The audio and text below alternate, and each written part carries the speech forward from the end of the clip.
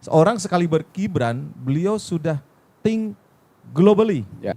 Pada penampilan yang kedua itu, kedua nanti, Ya. akan menjadi dirinya sendiri. Memang sudah diuji kemampuannya, mungkin kita semua bisa lihat. Di Ya. DPR RI pun dia Sikat aja ya kan? sikat aja. Tapi isu lingkungan akan lebih serius mereka belajarnya ketiga ini. Pengen bawa ada kejutan yang bersifat prinsip gitu ya. Minum es duduk di tikar, kalau lapar ada ketan durian. Debat cawapres kembali digelar, siapa yang akan beri kejutan? Baik, saya ke Mas Agus dulu lah. Karena dulu katanya yang beri kejutan dulu adalah Gibran, katanya. Nah itu besok itu apa kira-kira apakah juga akan beri kejutan? Baik, saya rasa kita semua tahu ya, bahwa figur seorang Gibran Rakabuming Raka ini adalah sosok anak muda Ya. ya, yang selama ini orang berpikir kadang-kadang terlalu underestimate. Ternyata faktanya justru adalah di luar dari ekspektasi. Membalikan fakta. Jadi saya melihat bahwa memang potensi generasi muda ini sangat luar biasa. Generasi milenial dan Gen Z saat ini. Di mana pada saat itu beliau menyampaikan beberapa hal yang sempat membuat Caimin juga kelepek-kelepek ya. Terutama tentang satu akronim yang SGIE, yaitu State Global Islam Economy. Ini adalah sebuah hal yang menurut saya juga perlu dipahami oleh khususnya para calon pemimpin bangsa. Karena SGIE ini adalah sebuah kriteria penilaian yang dibuat oleh Dinar Standar di Dubai sana, yang akan mengukur tentang capaian ya, capaian terutama untuk negara-negara yang mayoritas beragama Islam, di mana saat ini Indonesia berada di peringkat keempat ya di tahun 2022, dan peringkat pertama justru malah Malaysia yang jumlah penduduknya lebih sedikit dengan tercatat hampir 25,4 miliar US dollar ya perputarannya itu untuk Islam syariah. Nah ini adalah sebuah hal yang selama ini mungkin tidak pernah kita pikirkan, tapi untuk seorang sekaliber Gibran, beliau sudah think globally. Ya. Nah, ini yang penting. Jadi meskipun kita menjadi seorang pemimpin di tingkat lokal atau nasional, tapi berpikirnya harus internasional. Juga tentang carbon capture. Ya. Ketika kita bicara tentang carbon capture, ini kan hampir semua calon wakil presiden juga agak berpikir keras gitu. Tetapi itu memang adalah sebuah isu global yang menurut saya juga perlu diketahui dan perlu dicarikan solusinya. Karena faktanya sampai hari ini, itu hampir 46% polutan itu dihasilkan, CO2 dihasilkan dari bahan bakar fosil. Ya. Nah jadi saya rasa kalau bicara kita nanti ada kejutan, pasti ada kejutan. Karena apapun ceritanya, ya kita bukan bicara strategi, tetapi memang kita mempersiapkan pemimpin bangsa yang harus mulai saat ini bisa berpikir secara global, secara luas, tidak hanya berbicara tentang kepentingan yang kecil. Ya, tapi saya mau konfirmasi dulu ke Pak Aman ini. Benar nggak itu statement tadi, Gibran membuat Caimin kelepek-kelepek katanya, gimana Pak? Kalau saya melihat dengan pertanyaan yang menggunakan singkatan itu seperti kita ketika masih SMA, cerdas cermat. Cerdas cermat ya, oke. Jadi bukan level debat cawapres sebenarnya. Dalam konteks debat cawapres seperti ini, maka sungguhnya membahas terkait dengan substansi. Karena ini sudah berbicara terkait dengan kebijakan nasional, yang kemudian kebijakan itu akan menuju kepada kesejahteraan masyarakat, kemakmuran masyarakat. Tentu tidak hanya sekedar berdebat terkait dengan akronim, itu tidak seperti itu. Dan memang sungguhnya ketika debat maka akronim yang disampaikan harus ada kepanjangannya disampaikan. Dan setelah itu memang KPU untuk merevisi lagi aturannya. Ada akronim sekarang harus ada penjelasan yang sekarang. Dan justru saya melihat Gus Muhaimin itu sangat bijak karena kemudian mengkonfirmasi sesungguhnya yang ditanyakan SGY itu apa. Maka kan akhirnya Gus Muhaimin kemudian membuat candaan. Ternyata setelah di setting di Google itu kepanjangan SGY itu adalah sego goreng ingkong enak. Iwak endok. Nah itu, karena memang harus dikonfirmasi. Ketika ini tidak dikonfirmasi, tidak ditanyakan kembali, maka boleh jadi nanti yang dijawab tidak sesuai dengan apa yang dimaksud itu. Betul, ya. Nah, oleh karena itu dalam konteks debat seperti ini karena bicara substansi itu harus clear semua pertanyaannya. Nah, saya pikir itu suatu yang sangat bijak Gus Muhaimin ketika bertanya kepada Gibran yang sebenarnya Gibran itu jauh lebih muda tapi dikonfirmasi itu kan seperti itu. Ketika debat mendatang, ketika bicara apakah ada kejutan, itu sudah pasti akan ada kejutan lagi. Gitu kan. Apakah dari 3 cawapres dan bahkan kalau saya melihat Gus Muhaimin di debat ke depan ini dia akan menjadi yang pertama, betul. Iya, yang pertama dan unggul kalau menurut saya karena di situ juga akan bicara terkait dengan desa. Ya. Bayangkan sebelum ini beliau sudah buat kejutan. Apa kejutannya? Dari dana desa yang 1 miliar, 2 miliar, 3 miliar, beliau sudah mengusung ini bahwa nanti ke depan akan menjadi 5 miliar. Dan itu dipertanyakan oleh seluruh, ya tentu juga masyarakat Indonesia, politisi dan juga termasuk capres-cawapres yang lain. Tapi konsep yang ada dalam benak beliau itu sudah sudah sangat komprehensif. Itu yang dengan desa. Menurut Pak Ahmad di paslon yang lain belum ada? Belum ada ya? Kalau itu belum. Dan memang selama ini PKB sangat concern dengan desa. Karena mayoritas pemilih kita adalah pemilih tradisional yang ada di desa-desa. Nah itu keberadaan saat ini 3 miliar untuk dana desa itu murni itu yang mengusung dan yang menginisiasi adalah Partai Kebangkitan Bangsa. Dan memang hari ini juga menterinya berasal dari Partai Kebangkitan Bangsa. Kira-kira apakah akan ada upaya untuk membalas Gibran besok itu? Kalau upaya balas membalas itu bukan concernnya PKB. Oh, bukan concern PKB ya. Baik. PKB tidak terbiasa dengan tidak terbiasa seperti itu ya. Ya, PKB memang lebih bijak, lebih arif. Oke. Karena lahir dari pesantren ini PKB. Iya. Baik, coba mungkin bagian di Pak Sahat mungkin yang akan membalas. Gimana Pak? Terima kasih. Yang pertama tentang itu tadi singkatan, saya sependapat dengan Pak Aman. Ya. Saya kira kita juga pernah melalui buat skripsi dan yang lain-lainnya, dan setiap perda harus ada ketentuan umum yang menjelaskan singkatan dan lainnya. Sama dengan KPU, kalau kita di partai politik ya sudah pasti Komisi Pemilihan Umum. Ya. Tapi kalau di luar sana, KPU itu belum tentu. Boleh kantor pembantu unit dan lain-lain, tergantung kita yang memposisikan. Di Bea Cukai itu juga KPU ada di situ, kantor unit dan lain-lainnya. Jadi singkatan itu harus diperjelas sebelumnya tujuannya apa, dan itu tidak nyambung dengan topik pada saat itu.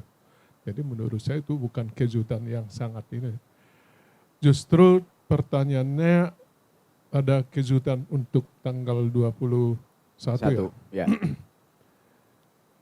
Harapan kita yang ada kejutan yang lebih positif. Yang pertama, KPU, Bawaslu lebih netral.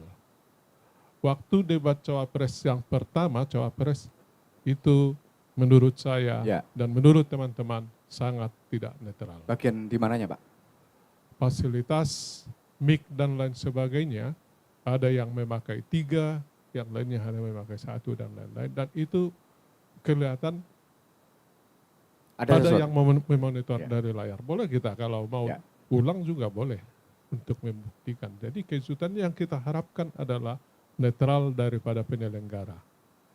Baru tentang materi, kita harapkan juga bersaing dengan metode dan program yang akan ke depan. Mungkin itu yang kita harapkan. Rasanya Pak Mahfud apakah nanti bisa tampil lebih bagus lagi ketimbang yang kemarin? Pak Mahfud memang stylenya ya kalau masih ini normal dan kalem. Ya. Tapi kalau memang sudah diuji kemampuannya, mungkin kita semua bisa lihat. Di DPR RI pun dia sikat aja ya kan? Sikat aja. Iya. Ya jadi besok, ya itu kalau memang normal ide yang dimunculkan, Pak Mahfud juga akan melayani dengan normal. Tapi kalau memang ditantang dengan ide dan apa yang beliau kuasai, ya siapapun ditantang. Kira kita masih ingatlah bagaimana beliau itu menghadapi anggota DPR RI yang katanya galak kepada yang lain, tapi Pak Mahfud malah dibuat kader semuanya kan, kira-kira begitu saya kira. Mungkin masih bisa kita ingatlah di Komisi 3, ada yang mencoba langsung dari semua lini dipaparkan beliau. dari agama, dari Al-Quran, dari undang-undang dan lainnya. Dikuasai dan semua jadi diam. Kira-kira begitu menurut saya. Ya, Terima baik. kasih. Ya, nah saya ke Pak Aman lagi nih. Kemarin itu ada yang menyatakan kalau Gus Imin itu kehilangan jati diri, kehilangan kebiasaannya yang biasa lepas, biasa ada candaan, tapi berubah menjadi kayak tegang. Apakah nanti gimana? Itu akan dipelajari lagi atau gimana? Saya pikir di debat Cawapres kemarin itu adalah the first experience. Ya, oke. Itu adalah pengalaman pertama bagi Gus Muhaimin. Memang ketika tampil berseloroh itu kan di forum-forum yang tidak resmi, formal, yang tidak resmi seperti itu. Tapi bagi Gus Muhaimin itu pengalaman pertama. Saya meyakini pada penampilan yang kedua nanti akan menjadi dirinya sendiri. Karena ini juga sudah kita lihat kan di beberapa kesempatan seloroh-seloroh beliau, candaan beliau itu cukup juga mengagetkan sesungguhnya. Nah, saya berharap itu akan ada nanti. Akan muncul nanti ya. Akan muncul dan itu tapi yang positif tentunya kan. Mengagetkan banyak orang, buat kejutan tapi yang positif. Sesuai selama ini apa yang ada dalam diri beliau. Nah, memang ketika penampilan yang lalu mungkin agak sedikit juga terpengaruh dengan kebiasaan yang dibawa oleh capres kita. Pak Anies ya. Pak Anies kan. Sehingga performance-nya tidak keluar seperti dirinya sendiri gitu. Tapi insya Allah untuk yang kedua ini saya meyakini akan muncul seperti apa yang menjadi kebiasaan-kebiasaan beliau. Yakin nanti bisa melewatkan Gibran sama Pak Mahfud? Kami sangat meyakini itu. Oh, yakin Mas Agus? Sangat meyakini itu. Karena apa? Gus Muhaimin ini komprehensif lah. Sangat lengkap beliau ini. Ya, aktivis, dulu mantan juga ketua PB PMI, aktivis. Kemudian juga sudah pernah menjadi menteri. Ya kan? Sudah pernah juga menjadi wakil ketua DPR. Bahkan ketika itu adalah wakil ketua DPR yang termuda kan, ketika di zamannya PKB dipimpin oleh Gus Dur. Jadi artinya sangat lengkap ini, sangat komplit ini. Sungguhnya ide gagasan sangat banyak di Gus Muhaimin itu. Ya, kalau bicara penampilan pertama, oke lah, ya dengan sangat serius nah beliau itu. Tapi insya Allah nih tampilan yang kedua ini akan keluar semua ide gagasan dan bahkan juga kebiasaan-kebiasaan beliau yang kocak, tapi cukup membuat masyarakat akan terkejut dan riang gembira lah kira-kira. Ya, gimana Mas Agus? Gimana? Jadi kalau menurut saya ini kan efek psikologis sebenarnya. Karena selama ini kan menganggap seorang Gibran Rakabuming Raka ini seorang anak muda yang dianggap tidak ngerti apa-apa. Dia terlalu underestimate di awal. Jadi bayangkan seorang Gibran berhadapan dengan seorang profesor, guru besar yang sudah berulang kali menjadi menteri, juga bertemu dengan seorang mantan ketua DPR dan juga pernah beberapa kali menteri. Artinya kan secara psikologi massa kan otomatis beliau merasa lebih siap. Tetapi faktanya di hari itu Gibran mampu membuktikan bahwa ternyata dia tidak seperti apa yang dipikirkan oleh orang lain saat ini. Karena seperti kita tahu bahwa luar biasa Gibran Rakabuming Raka ini di awal ketika beliau tampil menjadi cawapresnya Pak Prabowo itu banyak mendapatkan sebutan, banyak mendapatkan ya boleh anggap saya nggak bilang cacian, makian, tapi dianggap lu ngerti apa sih gitu. Bahkan sampai dibilang Samsul ya. Asam sulfat katanya gara-gara salah ngomong asam folat. Ini kan hal yang luar biasa. Bahkan sampai ijazahnya beliau saja dipersoalkan. Kalau memang bersoal saya rasa KPU tidak akan pernah bisa menjadi. Tapi setelah melihat debat pertama dan besok tentu sudah ada perubahan dari pihak kubu paslon. Tapi kami yakin bahwa Gibran akan lebih siap. Akan lebih siap. Karena meski dengan pengalamannya hanya 2 tahun menjadi seorang wali kota, beliau pernah belajar di Singapura, belajar di Australia. Paling tidak beliau paham dan mengerti tentang kondisi Indonesia baik secara di dalam ataupun di luar. Sehingga beliau akan lebih hands on lah tentang memaparkan tentang program-program Asta Cita yang saat ini menjadi program unggulan dari Prabowo Gibran. Ya, aku ke Mas Robi dulu. Gimana Mas Robi? Kira-kira nih untuk kita remind dulu sama. Ya, jadi debat ke-4 ya. 4. Kan menarik sekali karena tentang isu lingkungan. Betul. Jadi kalau kita lihat ketiga wapres ini, calon wapres, mereka sepertinya kurang aware dengan isu lingkungan. Kurang aware ya? Ya, karena tiganya politik, ekonomi ya. Jadi ketika Gibran sedikit disebut menguasai debat pertama wapres, itu wajar saja karena Gibran memang wali kota Bogor, Solo. Jadi wajar saja dia paham dengan kondisi ekonomi seperti itu. Tapi isu lingkungan akan lebih serius mereka belajarnya ketiga ini. Tiga-tiganya memang basic di lingkungan juga belum? Saya kira kurang di isu lingkungan. Nah ini akan menjadi menarik. Jadi dari panelis itu kita bersyukur juga dari ICMI ada Prof. Arif Saptria, Rektor IPB yang jadi panelis. Karena memang beberapa bulan yang lalu kita sempat diskusi tuh soal rencana ekspor pasir laut yang digaungkan oleh pemerintah sekarang. Tentu di Kepri debat isu lingkungan akan berdampak karena Singapura itu bisa luas pasir dari Kepri yang diekspor ke sana. Nah, apakah nanti muncul pertanyaan dari panelis soal pasir laut, apakah itu merusak lingkungan atau tidak? Saya kira mudah-mudahan 11 panelis itu bertanya soal itu. Bukan hanya dari Kepri tapi di beberapa provinsi sangat rusak lingkungannya ya. Baik itu karbon, kemudian hutan yang mulai gundul, pertambangan yang begitu masif itu kan merusak lingkungan. Nah, kita mau lihat sejauh mana keberpihakan calon wakil presiden dengan isu lingkungan itu. Apakah mereka benar-benar menjaga Indonesia menjadi salah satu paru dunia? Kita akan lihat. Begitu juga dengan yang menarik di Kepri adalah soal rencana ekspor listrik tenaga matahari itu ke Singapura. Karena Singapura menyadari pentingnya isu lingkungan.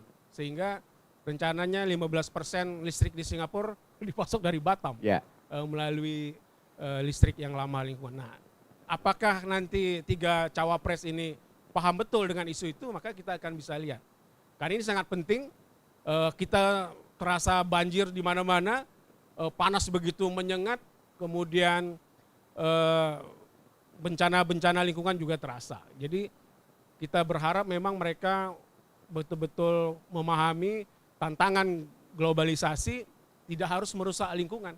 Karena ini adalah harapan kita, masa depan kita.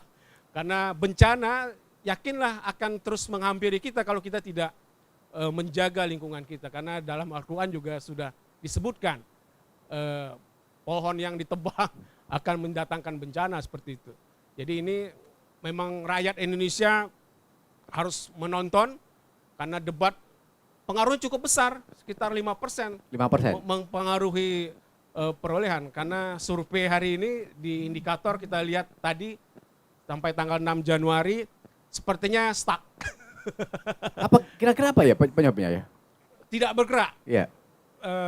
Di angka 45, 25%, kemudian 23%.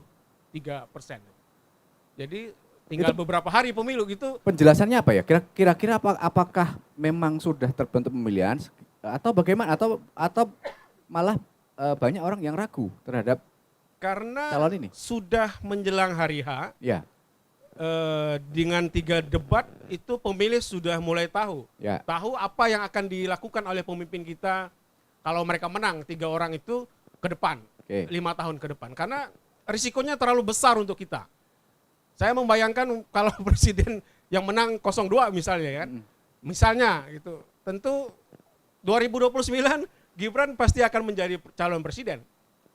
Itu normalnya kan. Dari wakil presiden pasti ingin jadi presiden. Ya bisa saja nanti menang-menang terus lalu itu risiko yang sangat saya kira berbahaya sekali. Ini harus kita antisipasi pemilih kita harus mewaspadai juga. Apalagi laporan The Economist yang terbaru. Kalau Pak Agus baca laporan The Economist terbaru tuh mengerikan. Yang media dari Inggris ya. Berani sekali itu menyoal soal Indonesia. Jadi kita sudah diwanti-wanti sama media-media barat, kalau kita percaya dengan media-media barat, mengenai situasi politik kekinian Indonesia. Nah, saya kira 2 debat terakhir ini menentukan pemilih yang masih bimbang itu. Sekarang kalau lihat indikator yang bimbang sekitar 5% saja. Ya, betul. Sangat kecil. Tapi walaupun 5% dari 200 juta pemilih kan besar. Sekitar 5 jutaan yang belum menentukan pilihan. Maka debat keempat dan kelima itu akan menjadi penentu referensi pemilih. Nah. Tapi itu pemilih yang rasional. Yang rasional. Kalau oke. pemilih tradisional dia nggak peduli. Sudah terbentuk soalnya kan. Sudah terbentuk. Itu Ya. yang sekarang surveinya stuck, itu tidak bergerak lagi. Karena ya sangat yakin, kalau saya yakin ya, kalau 60%, 60 sampai 70% kita masuk ke putaran kedua. Berarti 2 putaran. 2 putaran. Ya itu nggak tahu siapa yang masuk Yang putaran masuk, kedua. ya kan? Apakah 01 versus 02 atau 03 versus 02. Ya. Nah kita lihatlah tanggal 14 Februari. Tapi sepertinya satu putaran berat karena survei terbaru itu tidak bergerak. Bahkan Ya. ada yang menurun. Ya, oke. Trennya. Yang ini, Bang. Dari tiga debat terakhir adalah kita sama-sama melihat bagaimana bisa dikatakan friksi, tapi sudah mencari lagi antara Pak Prabowo dengan Pak Anies Baswedan. Tapi kemarin di KPK sudah salaman ternyata. Dan apakah besok itu akan terulang gitu lagi? Kira-kira. Jadi untuk mempengaruhi tadi suara-suara yang belum menentukan pilihan, besok itu penekanannya kira-kira apakah lebih pada gagasan atau pada persona, seperti yang menjatuhkan persona misalnya? Ya dengan aturan KPU terbaru, Ya. itu KPU sudah mewanti-wanti supaya dalam debat itu tidak menyerang secara personal. Ya, Saya kira ini akan dipahami oleh calon wakil presiden dan maupun presiden akan hati-hati soal ini. Karena ketika itu salah strategi, menyerang personal, dan itu di blow up oleh media, di medsos, maka itu mempengaruhi terhadap elektabilitas calon. Jadi saya kira pasangan cawapres dan presiden ke depan, 2 debat terakhir ini akan menjaga sopan santun mereka dalam berdebat. jadi akan lebih soft ya? Lebih soft, Lebih tapi soft. lebih ke gagasan. Ya. Lebih gagasan. Bagaimana soal lingkungan, Ya. mereka akan sangat paham dengan SDGs misalnya. Ya. Jadi saya kira di Gibran juga nggak akan dia menanyakan akronim lagi karena akronim sudah dilarang. Dilarang. Saya Ya. khawatir misalnya Gus Muhaimin nanya pakai bahasa Arab. Ini akan repot. Gibran nggak tahu bahasa Arab gitu kan. Nah makanya dilarang oleh KPU karena bisa menyerang 1 lawan 1 kan. Ya, Kemarin betul. diserang, sekarang bisa nyerang Bisa balik lagi kan, dengan istilah yang lain gitu Ya. ya. Untunglah KPU mewaspadai itu. Jadi saya kira mereka akan saling menjaga performance, tidak terlalu menyerang tapi lebih ke gagasan. Bagaimana mempertahankan gagasan ide mereka tentang pembangunan yang berkelanjutan, soal pertambangan, soal pangan, pertanian, biodiesel gitu. Ya. Nah, ini yang kita mau lihat sejauh mana mereka memahami itu. Tapi kan calon presiden atau wakil presiden itu punya menteri, punya dirjen yang pintar-pintar gitu. Saya kira itu lebih gampang lah dipahami mereka. Karena yang mengerjakan adalah di bawahnya, di menteri atau di dirjen atau di kepala dinas.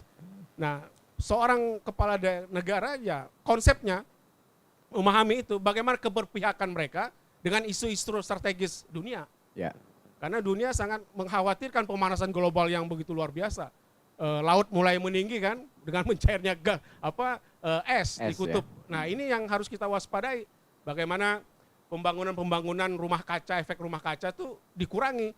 Nah apakah Indonesia siap untuk itu? Nah kita tunggulah jawaban dari calon wakil presiden kita nanti tanggal 21. Baik Mas Hendrik nih. Yang konsen ke lingkungan hidup. Kira-kira gimana nanti memandang debat cawapres nanti? Tema kan lingkungan hidup juga yang diangkat kan? Iya, Mas Agus kebetulan saya dipanggil di sini untuk bicarakan tentang sisi lingkungan ya.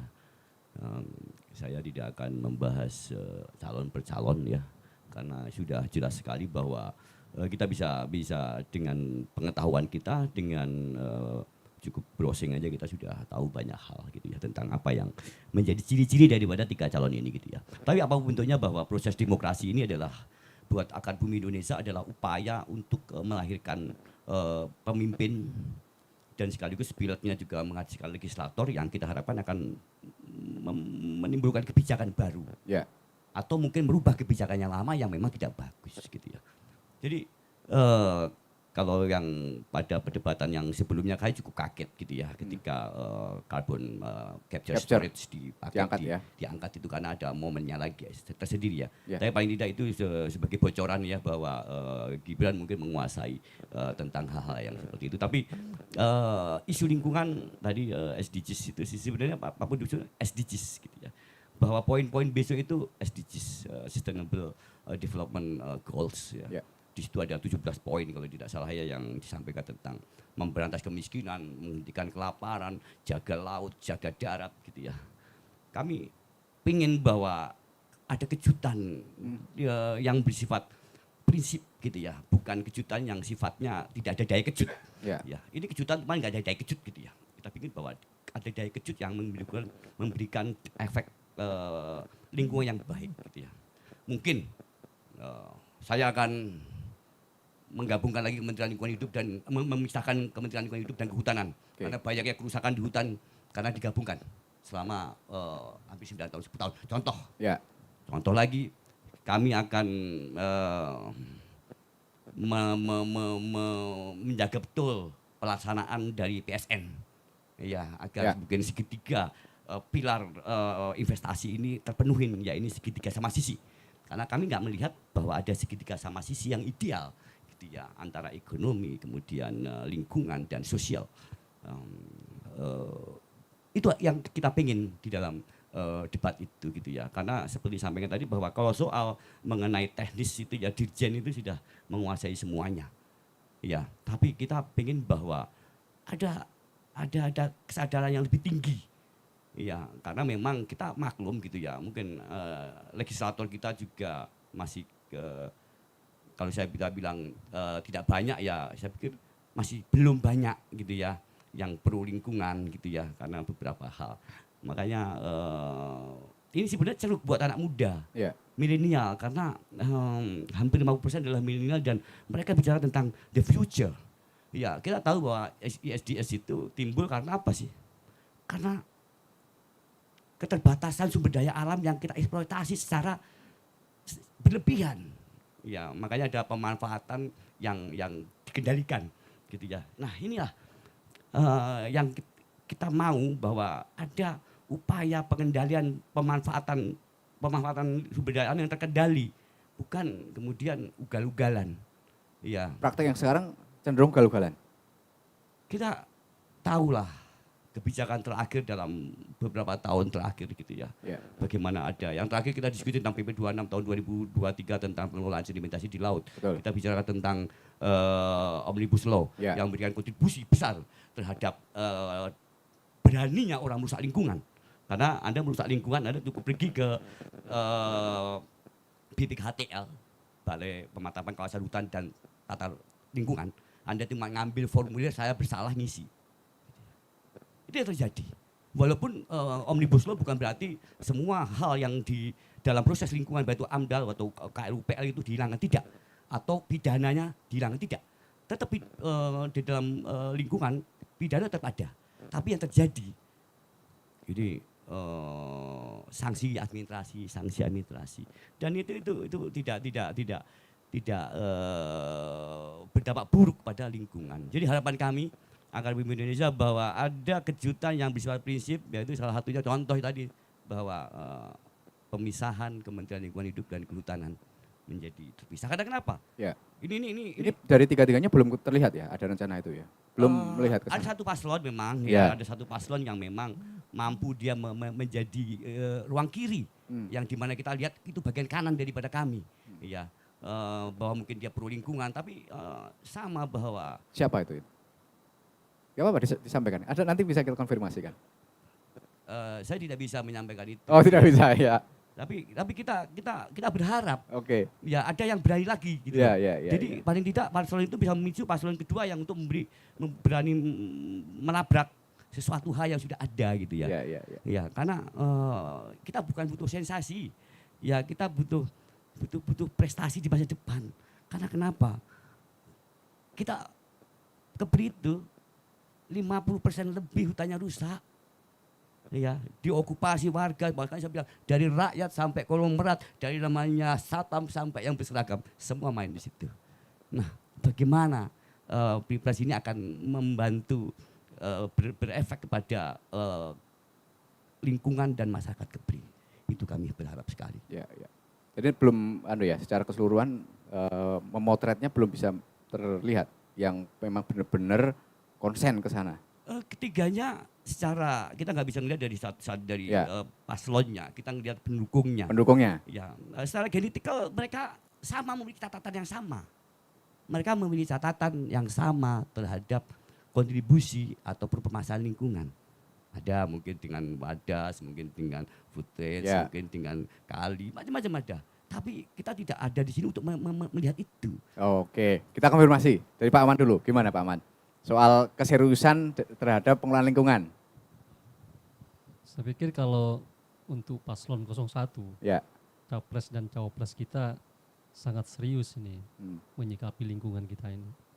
Apalagi dengan tagline perubahan itu. Pasti kalau bicaranya apakah menabrak atau tidak, kalau kami tidak menabrak, kami ini membuat paslon kami menginisiasi perubahan-perubahan yang tentunya akan lebih baik bagi masyarakat kita ke depan. Ya. Tentu tidak terbelenggu dengan kondisi penguasa saat ini, karena kita berada pada barisan yang berbeda gitu ya. Nah insya Allah itu menjadi concern seluruh. Jadi salah satu misi yang ada di paslon Capres-Cawapres 01 ini adalah mewujudkan keadilan ekologis yang berkelanjutan. Ekologis yang berkelanjutan, untuk generasi di masa yang akan datang. Ini kan sudah menjadi sebuah bukti bahwa di misinya, di antara 8 misi itu ada misi ini yang kemudian diusung oleh paslon Capres-Cawapres 01 ya. Nah ini sangat serius. Ketika bicara lingkungan, maka ini menjadi bagian yang sangat penting karena lingkungan itu yang kemudian nanti kita akan wariskan kepada anak cucu kita di masa yang akan datang. Baik. Nah, ya, Pak Agus, silakan Pak Agus. Baik, terima kasih. Jadi untuk pasangan 02 seperti kita ketahui bahwa prinsip dari program pemenangan 02 adalah keberlanjutan, yaitu beririsan langsung dengan SDGs. Di mana di dalam SDG sendiri, seperti kita ketahui bahwa SDGs itu kan sebenarnya diinisiasi oleh PBB di tahun 2015, yang tujuannya agar di tahun 2030 itu negara-negara yang berada sebagai anggota PBB itu berada pada tatanan yang negara yang lebih baik. Dan saat ini indeksnya Indonesia itu sudah di 70.2. Artinya mau tidak mau Indonesia sudah on track ketika kita bicara tentang keberlanjutan. Dan itu dimanifestasikan ke dalam Astacita, program yang kemudian dibuat oleh 02 untuk memimpin bangsa 5 tahun ke depan. Yang salah satunya adalah green economy atau ekonomi hijau. Di mana adalah kita akan lebih concern kepada lingkungan hidup. Di mana lingkungan hidup adalah, kejahatan lingkungan hidup adalah termasuk extraordinary crime. Ya, kita sepakat itu. Makanya di dalam salah satu prioritas program kerja adalah penegakan terhadap kejahatan lingkungan. Itu jelas. Sehingga kita sangat concern. Makanya pada saat debat sebelumnya, Cawapres menyampaikan tentang carbon capture dan storage. Itu hanya salah satu. Makanya kalau ditanya nanti apakah ada kejutannya, pasti ada. Nah, jadi ketika kita bicara tentang lingkungan hidup, kita bicara tentang, satu lagi tadi saya ingin masalah hasil survei, sebenarnya tidak stagnan. Kalau kita melihat justru saat ini 02 sudah di 51,9%. Jadi kita sebenarnya cukup yakin dan percaya di satu putaran. Mungkin sumbernya yang berbeda. Dan satu hal, kami tidak terlalu khawatir dengan komentar ataupun jurnal-jurnal dari media asing. Kenapa? Karena bangsa Indonesia adalah bangsa yang besar, bangsa yang berdaulat dan bangsa yang bermartabat. Dan itu juga yang kemudian menjadi salah satu pertimbangan kita melakukan hilirisasi.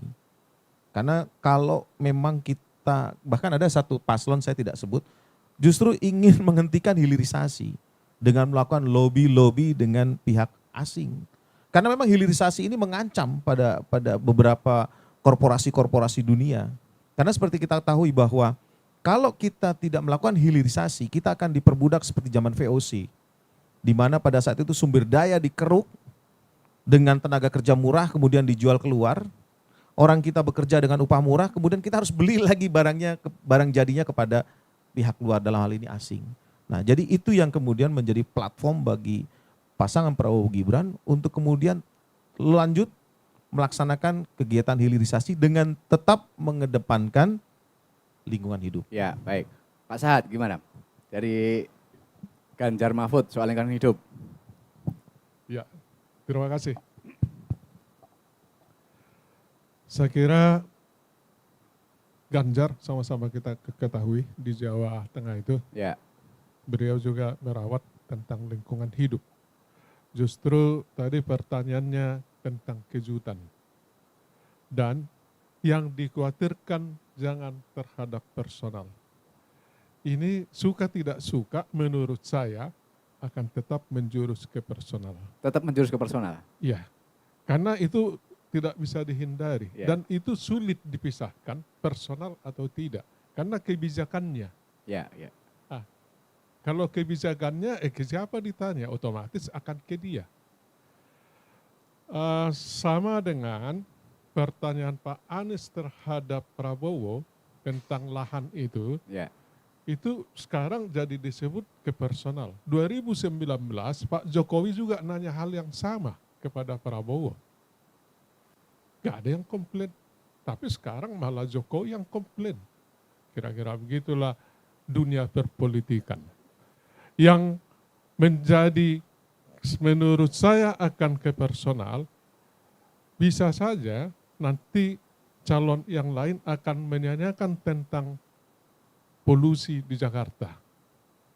Yang masih waktu itu Pak Anies. Pak Anies, betul. Ya, jadi suka tidak suka mungkin makanya bukan ke personalnya. Waktu itu kebijakannya. Baru yang berikut. Kemungkinan akan menanyakan tentang food state. Ya. Ini yang merusak hutan. Begitu diambil kayunya, dijual, ditinggal. Ya sekarang mana ada hasil dari situ. Artinya bukan personalnya yang kebijakannya yang ditanya. Tapi seolah-olah itu menjadi ke personal menurut kita. Karena tergantung kita memandang bagaimana. Dan pengamat Pak Eep juga sudah menganalisa kejutan-kejutan akan muncul ke depan. Banyak yang akan muncul itu tadi. Jadi tentang debat tanggal 21, saya berkeyakinan akan banyak kejutan-kejutan dan kemungkinan mengenai personal tadi itu suka tidak suka akan tetap ada irisannya terhadap itu. Tapi bukan pribadinya yang ditanya, tapi kebijakannya. Mungkin ini yang bisa saya ini kan, bahwa paslon nomor 3 tetap konsisten terhadap lingkungan hidup. Yang pertama menurut saya, energi yang harus kita terbarukan. Kita ini hidup di daerah Katulistiwa. Matahari bisa di atas 12 jam kita nikmati. Belanda kadang-kadang menikmati matahari itu 5 jam saja. Lebih lama gelapnya. Tapi bisa menikmati, memanfaatkan sinar matahari dan udara dan air. Ini kan sangat mempengaruhi terhadap lingkungan.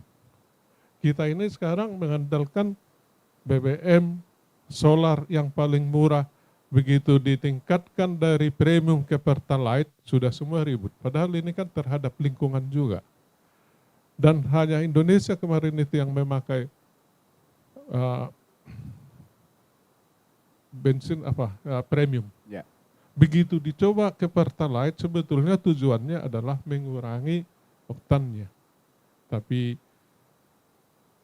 ke depan 03 akan mengarahkan memanfaatkan listrik yang bukan dari solar dan lainnya, dari energi matahari. Termasuk dari air laut juga bisa dimanfaatkan untuk membangkitkan listrik. Itu yang energi akan terbarukan.